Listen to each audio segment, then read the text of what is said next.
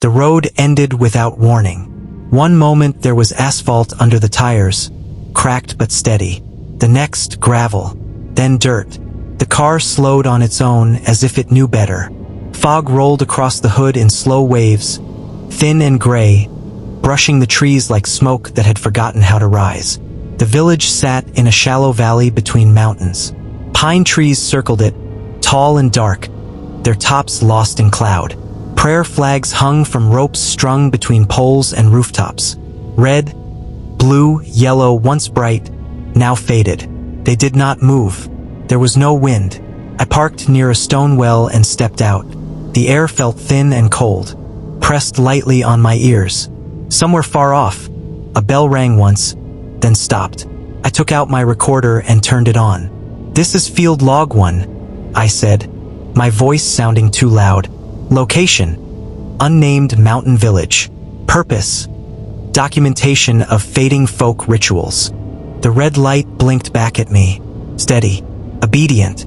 I noticed then how quiet it was. No dogs, no children, no engines. Just the sound of my boots on dirt and the slow breath of the fog moving past my legs. A few houses stood close together, built from dark wood and stone. Their windows were small. Most were closed. I saw a woman through one window, her face half hidden by a curtain. She watched me until I looked back. Then the curtain dropped. I told myself this was normal. Outsiders were rare in places like this. People protected their routines. Still, the silence felt careful. I walked toward the center of the village. A man sat on a low stool outside a house near the well. He was old, wrapped in a thick coat even though it wasn't that cold. His hands rested on a wooden cane. He did not look up when I stopped in front of him. "Good afternoon," I said. He nodded once, slow. "I'm here to ask about local traditions," I continued. "Rituals, old practices, things that might be disappearing." No answer. I waited. The fog thinned for a moment, and I could see his eyes, pale, alert. Many mountain villages had rites connected to time, I said. Seasons, harvests, loss. That did it. His fingers tightened on the cane. "Time is not a thing to hold," he said. His voice was dry like paper rubbed together. "Only to pass. Some cultures believe time could be borrowed," I replied, "or returned." He looked up fully now. For a long second, he studied my face, as if checking for something I might be hiding. "Who told you that?" he asked. I smiled, small and polite. "Books." He snorted. "Books don't live here." I turned off the recorder. The red light died. "I'm not here to judge," I said. "Only to record. For history. History ends," he said. "This place does not forget." I felt a flicker of annoyance. I had heard this tone before. Gatekeeping. Fear dressed as wisdom. "There was a ritual," I said. "One meant to return borrowed time." The old man's jaw tightened. "It was not meant to be finished," he said. "And it was not meant for names." "What does that mean?" I asked. He stood up with effort. "It means you should leave." Before I could respond, he turned and went inside his house. The door closed without a sound. By the time I reached the guest house at the edge of the village, the fog had thickened again. The building was older than it looked in photos. Wood dark with age, a roof heavy with stone tiles. Inside, the air smelled of dust and cold ash. A caretaker waited near the entrance. He was thinner than the man by the well, his back bent slightly forward, as if he had spent his life listening. He held a ring of keys. "You stay one night," he said. It wasn't a question. "Yes," I replied. "Just one." He handed me a key. "Second room. Do not move the furniture." "I won't," I said. He paused. "If you hear something at night," he added, "it is the house. Houses make noise." I said. He looked at me then. Really looked. "This one remembers," he said. The room was small. A narrow bed. A desk. A window that faced the trees. I set my bag down and sat on the edge of the bed. Creaked softly. I checked my phone. No signal. I told myself that was expected. As night fell, the temperature dropped fast. I wrapped myself in the thin blanket and listened. The house made sounds, wood shifting, a low pop from somewhere in the walls. Normal. Old structures did this. Still, I stayed awake longer than I meant to. At some point, I heard footsteps outside my door. Slow, careful. They stopped just past my room. I waited, held my breath. Nothing followed. I slept. A sound woke me. Not loud. Close. Someone was whispering. I sat up. The room was dark. The window a pale square of fog and moonlight. The whisper came again. Soft, almost kind. Said my name. I swung my legs off the bed and opened the door. The hallway was empty. No lights. No movement. Hello, I called. My voice fell flat. I checked outside. The porch was empty. The fog pressed close to the steps, thick as wool. I laughed quietly. Altitude, I muttered.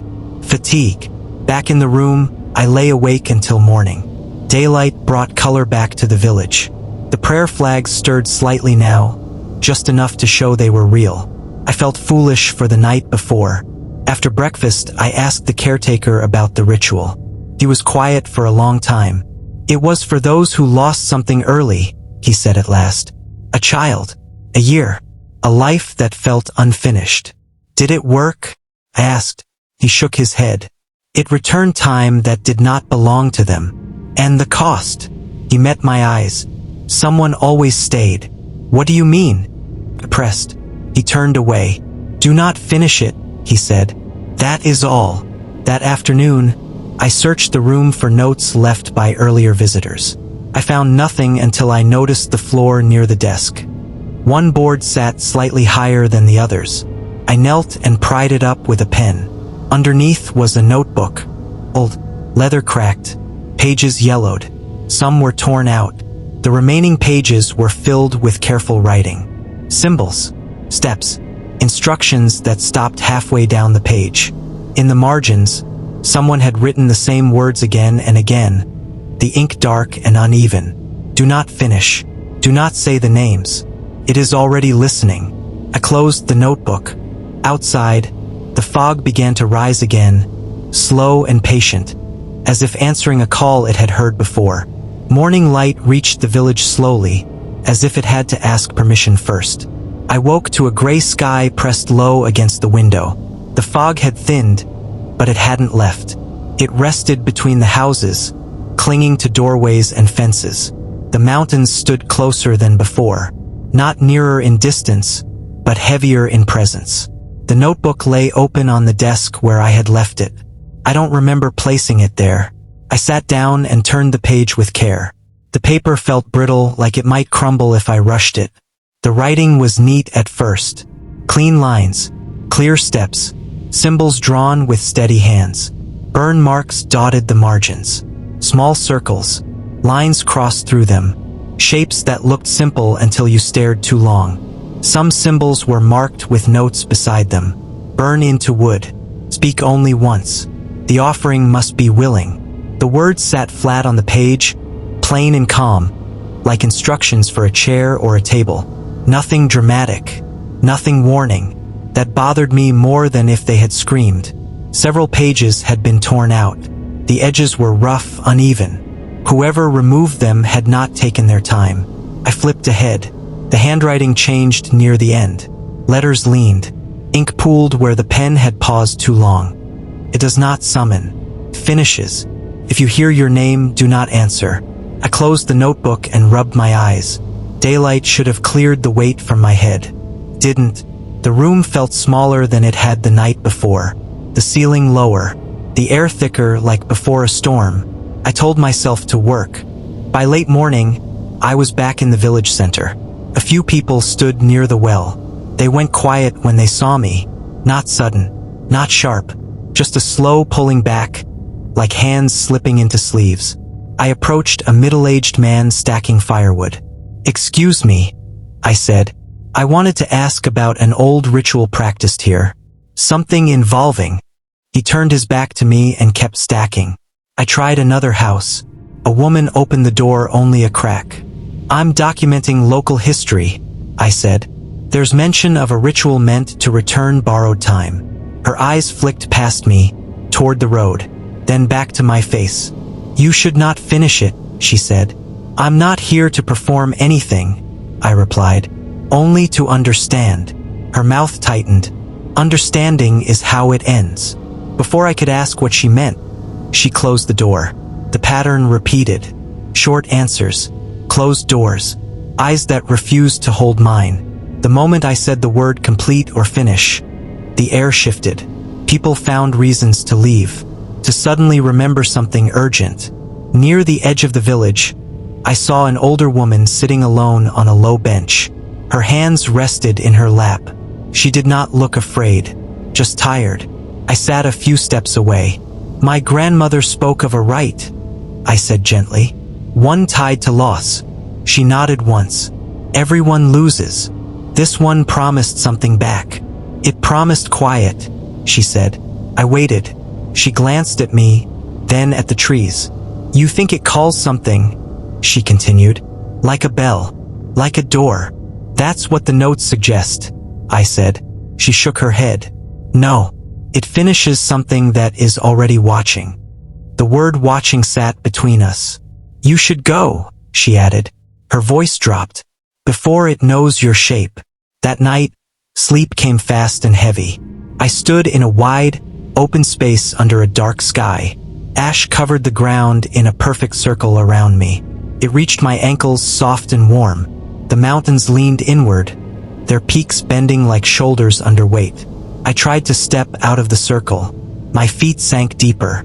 There was no sound, no wind, no birds. Then I felt it. Not a touch, not a voice, but a tension. A pressure, gentle and close, like someone standing just behind me, waiting for me to turn. I woke with a sharp breath. My hands burned. I sat up and stared at my palms. They were smeared with black soot, fine and dry, ground into the lines of my skin. I scrubbed them in the sink until the water ran clear. The smell lingered. Old smoke, cold fire. I laughed once, short and weak. "Sleepwalking," I said to the empty room. But I locked the door anyway. The rest of the day passed in fragments. I copied symbols from the notebook onto clean paper, compared them to other records I had brought with me, cross-checked language, patterns, regional overlaps. There were gaps, missing steps, missing words. I filled them the only way I could, by guessing. Not wildly, carefully, based on logic, tradition, structure. This was research, I told myself. Reconstruction. No different from restoring a broken text. Still, each time I wrote a line that felt right, a dull ache spread through my chest. A pressure I recognized but had learned not to name. By evening, the house felt different. The air no longer moved. Sound softened. My footsteps didn't echo the way they should have. Even my breathing felt muted, as if the room absorbed it. I stood in front of the mirror by the bed. My reflection stared back, then blinked a second later than I did. I stepped closer. The delay was small, almost nothing. Enough. I backed away and shut the notebook. Outside, lights flicked on as night fell. One window, then another. Soft yellow squares against the dark. I sat on the bed, listening. One by one, the lights went out. Not all at once. Not suddenly. A house would go dark. Then another. Then another. Slow. Measured. As if the village were saving something. When only my room remained lit, I turned the lamp off myself. In the darkness, the house settled around me. Wood creaked. Something shifted deep below the floor. I held the notebook against my chest and stared at the black ceiling. I told myself again that this was not belief. Just work. Just history. Outside, the fog returned, thicker than before, pressing close to the walls, waiting for the next instruction. Chapter 3: The Circle That Listens. Snow fell sometime before dawn. I woke to a silence so deep it felt pressed against my ears. The house did not creak. The wind did not touch the windows. Even my breath sounded wrong, dull and soft, like it was being wrapped in cloth before it reached the air. I pushed the curtain aside. White filled the world. The village was gone beneath it. Roofs smoothed into low shapes. paths erased. The trees stood frozen, their branches bent under clean weight.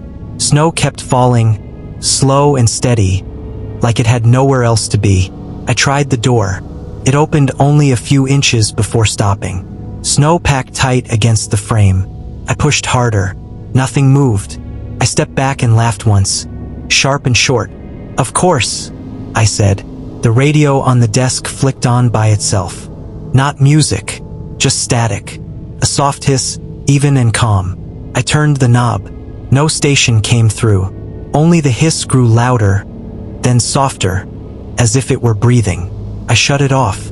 The notebook waited where I had left it. Its pages felt warmer than the room. I told myself that meant nothing. Paper holds heat. Wood holds heat. Old houses do strange things. Still, my hands shook when I opened it. I spent the morning copying symbols onto scraps of wood I found near the cellar stairs. I burned the lines in with the flame from a lighter, slow and careful. The smoke curled up in thin threads and vanished before it reached my face. By noon, the cellar door stood open. The stairs creaked as I went down. Each step sounded louder than the last, even though I was moving slowly. The air changed near the bottom. Cooler, damp, smelled like soil and stone. The cellar was wider than I remembered, or maybe it only felt that way. Shadows gathered along the walls. The single bulb overhead flickered, then steadied. I marked the floor with ash from the small stove in the corner. A circle wide enough to stand in. The ash spread smooth under my fingers. Felt soft, familiar. I did not check the notebook again. I didn't need to. The words came easily. Not clear, not exact, but close enough. I spoke them once as instructed. My voice sounded flat in the low space, swallowed before it could echo. The silence changed, thickened, not louder, not quieter, just closer. I felt it against my skin, like warm air before a storm. The bulb above me dimmed, then brightened again. I thought of my brother. The memory came without warning. No slow build, no gentle lead-in, just the sound of metal twisting, the smell of oil, the way the rain kept falling even after the car stopped moving. I swallowed and kept speaking. I remembered standing by the hospital bed, his face pale, his chest still. I remembered wanting to say something that mattered and saying nothing at all. The ash shifted under my feet. A step sounded above me. I froze. Another step. Slow. Careful. "Hello," I called. No answer. I listened. My heart beat hard enough to hurt. The sound of breathing reached me, close and soft, like someone standing just behind my shoulder. I did not turn. The voice came from the dark, gentle and steady. Said my name. Not the way it had before. Not a whisper. This time it sounded right. Warm. Familiar. I felt my eyes burn. "What do you want?" I asked. "To continue," it said. The voice wore my brother's tone. Not perfect, but close. Close enough to open something in my chest I had kept shut for years. "I'm not asking to bring him back," I said. My words came out fast. "I know that's not possible." The silence pressed in, listening. "Not back," the voice agreed. "Forward." I shook my head. "That's the same thing." "No," it said. "Return is not resurrection. It is continuation." Another memory rose. My brother at the kitchen table, tapping his fingers while he waited for coffee to brew. The small scar on his hand from when we were kids. The laugh he tried to hide and never could. The ash circle felt warmer now. "What does it take?" I asked. The breathing behind me deepened. "Only what is already given." I thought of the notebook, the missing pages, the warnings written in shaking ink. The offering must be willing. "I didn't come here for this," I said. "You came here because of this," the voice replied. No anger, no push, just fact. The bulb flickered again. The walls seemed closer. Or maybe I was leaning without knowing it. Footsteps crossed the floor above me. Slow, heavy. The house settled. A long creak running through its frame, like a body shifting in sleep. I remembered the caretaker's face. The way his eyes had held mine too long. "Someone always stays," he had said. "What happens when the ritual is finished?" I asked. The voice paused. "Just a beat. Enough to matter. The circle listens," it said. "The house listens. The loss continues, but it no longer spreads." I closed my eyes. I saw my brother on the road that night, rain streaking the windshield, his mouth open mid-sentence. I saw the space he left behind, the empty chair, the years that followed, thin and quiet. "You don't give back time," I said. "You take it." "No," the voice said. "You hold it." My throat tightened. The ash circle was complete now. Every line closed. Every mark burned deep. The silence leaned closer. "If I stop," I said, "what happens?" "Nothing," the voice replied. "And that is the hardest thing." I understood then. The ritual did not feed on hope. It fed on what came after, on the part of loss that never healed, on the weight that stayed when everything else moved on. It offered a place for that weight to rest, place to stay. I finished the last word. The sound left my mouth and did not return. It sank into the floor, into the walls, into the air itself. The house exhaled. Not a wind, not a sound, just a release. The pressure eased, like a hand lifting from my chest. The footsteps above stopped. The breathing behind me faded. I stood alone in the circle, ash warm under my feet, heart racing, ears ringing with a silence that felt full instead of empty. Something had been allowed closer. I didn't know yet what it would take to keep it there. The cellar light stayed on through the night. I stood inside the ash circle and watched dust float through the beam. Each speck moved slow, like it had time to decide where to land. The house above me was quiet, but not asleep. I could feel it holding itself still. The final page of the notebook lay open on the floor, weighted by a stone. The writing there was different from the rest. Not rushed, not shaky, clean, almost gentle. A witness is required. The offering must be willing.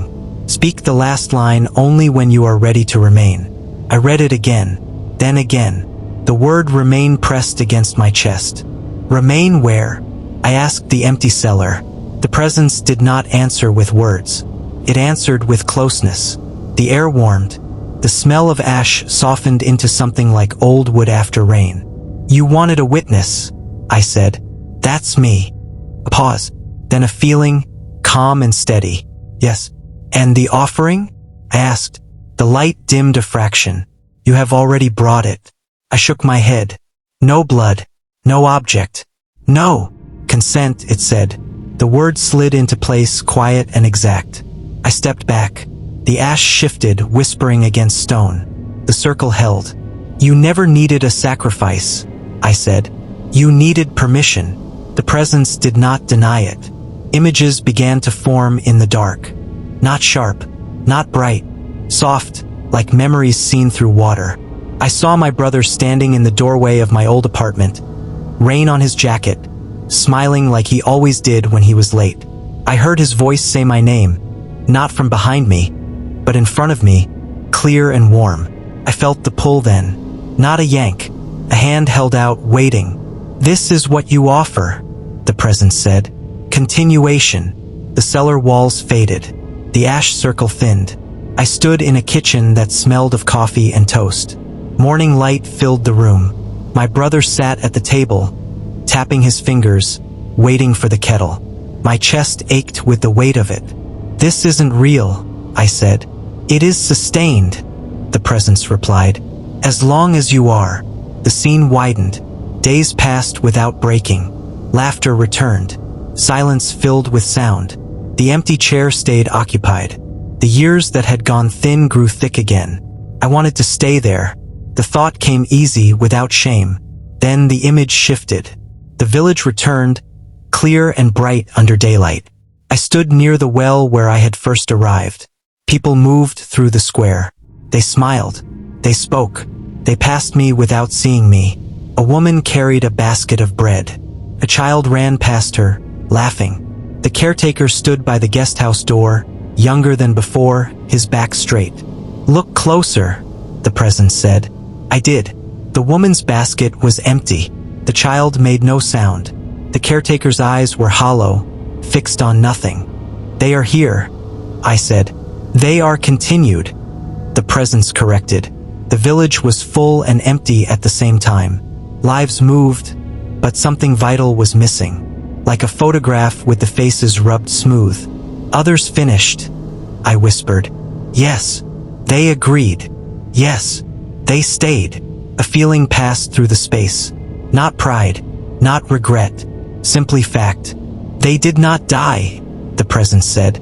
They replaced what was taken by loss. I saw then what the ritual truly did. It did not restore the dead. It did not erase pain. It gathered it, held it in one place, let the world outside move on lighter, quieter. Someone has to remember, I said. Yes. The kitchen faded. The cellar returned. The ash circle glowed faintly at the edges, like embers under gray. I heard footsteps above me again. Not one set, many, soft, patient. Dawn pressed pale light through the small cellar window. Time was moving again. I didn't agree to this, I said. You are agreeing now, the presence replied. I dropped to my knees at the edge of the circle.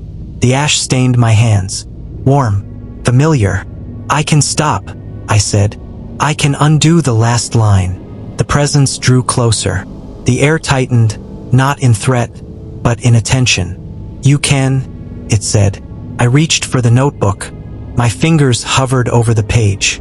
The final words waited there, simple and calm. I remain. I didn't come here to disappear, I said. You came here because you were already halfway gone, the presence answered. The truth of it landed hard. The years since my brother's death had been thin, quiet. I had filled them with work, with distance, with names that didn't matter. You don't force anyone, I said. No, it replied. Forcing would break the circle. The footsteps above me stopped. The house held its breath. Outside, a bird called once. The sound cut sharp through the silence, then vanished. I thought of the caretaker's warning, the woman on the bench, the words in the margins, written by hands that shook because they understood too late. I stood up. If I say the last line, I asked, what happens to me? You hold what others cannot, the presence said. You stay close to the loss. You become the witness. And the world? I asked. The world continues, it replied. Quietly, the light from the window grew stronger. Snow outside began to melt, dripping slow and steady. I felt the choice settle into me, heavy but clear. I opened my mouth to speak the undoing words, the ones meant to break the circle, scatter the ash, send the presence back into waiting. The presence did not stop me. It waited. I closed my mouth. I looked at the ash circle, at the burned symbols, at the place where so many hands had stood before mine, willing and tired. I thought of my brother's smile, of the space he left, of the silence that had followed me for years, asking nothing, taking everything. I remain, I said. The words left my mouth and sank into the floor. The cellar light flickered once, then steadied. Above me, the house shifted, settling into its new shape. The door had opened inward, and I had stepped through. The road into the village was clear. No fog this time, no snow, just a narrow strip of gravel winding between pine trees. Sunlight reached the ground in broken patches. Birds moved in the branches, quick and light. The traveler parked near the stone well and stepped out. The air smelled clean, cold but gentle, a place that had learned how to keep itself still. Houses stood where they always had, wood dark with age, stone worn smooth. Prayer flags hung between poles, faded but neat. They stirred in a soft breeze. Felt peaceful. Too peaceful, maybe, like a photograph left in the sun too long. The traveler adjusted his bag and walked into the village center. A few people were out. An older man swept his steps. A woman watered plants near her door. They nodded as he passed. Polite, distant. He stopped near the well and looked around. Is there a place to stay? He asked. The woman with the plants paused. Water dripped from her can, slow and steady.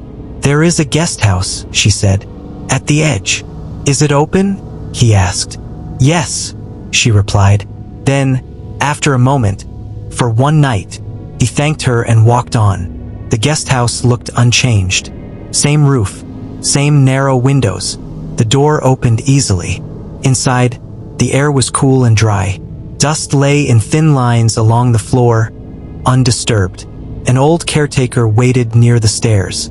"You can stay," he said, "but you should not move the furniture." "I won't," the traveler replied. The caretaker handed him a key. Their fingers brushed. The caretaker's hand was warm. "There is a cellar," the caretaker added. "It stays locked." "Understood," the traveler said. The room upstairs faced the trees. The bed was narrow, the desk clean. No notebook waited there, no marks on the floor. The traveler unpacked and sat by the window. He had come to write, to gather stories that didn't appear in guides. Places like this held them quietly, if you knew how to listen. At dusk, the village lights came on, one by one, soft yellow against the dark. Laughter drifted from somewhere. Dishes clinked, felt alive. Later, the traveler went to sleep. A sound woke him, not loud, not sharp, a voice. It came from below the floor, steady and calm, as if spoken through wood and stone. "You should not stay long," it said. The traveler sat up, heart racing. "Hello?" he called. Silence answered. He lay back down, telling himself it was a dream. Old houses made noise, pipes, wind. Memory played tricks when you traveled alone. Sleep returned in pieces. In the morning, he asked about the voice. The caretaker listened without changing his expression. "The house remembers," he said.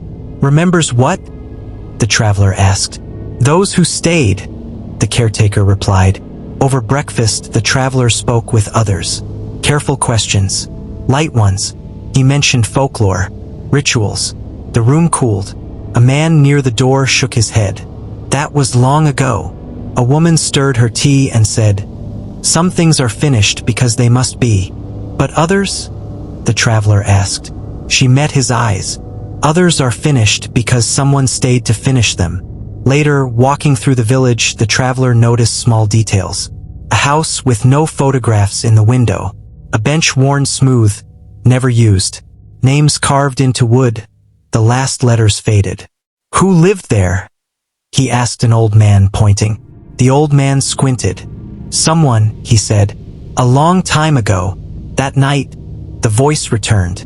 "You should go," it said. Closer this time. Still calm. "Who are you?" the traveler whispered. A pause. "I am the one who remains." The traveler swung his legs out of bed and knelt, pressing his ear to the floor. The wood was warm. "Why are you here?" he asked. "So you don't have to be," the voice replied. The traveler's breath caught. The tone held no threat, no sorrow, just weight, like someone holding a door so others could pass. "What's down there?" he asked. "Memory," the voice said. "Kept." The traveler backed away. His skin prickled. He stayed awake until dawn. Before leaving, he walked the village one last time. The caretaker watched from the doorway, saying nothing. At the edge of the village, the traveler paused. He turned back. The guest house stood quiet, solid, whole. He felt something press against him then. Not fear. A warning shaped like kindness. He left. Years passed. The village stayed. Seasons moved through it, gentle and even. Snow fell and melted. Leaves came and went.